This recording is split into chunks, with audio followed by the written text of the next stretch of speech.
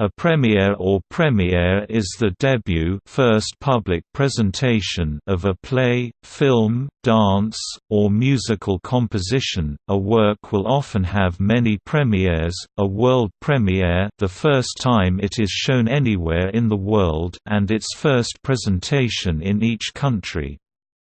When a work originates in a country that speaks a different language from that in which it is receiving its national or international premiere, it is possible to have two premieres for the same work in the same country.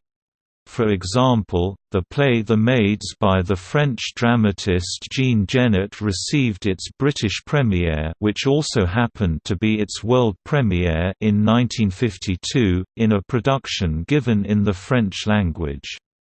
4 years later, it was staged again, this time in English, which was its English-language premiere in Britain.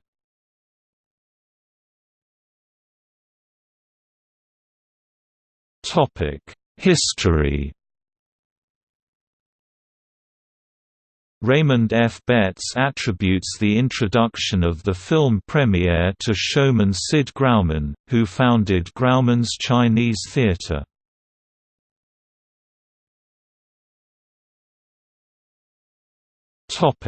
See also: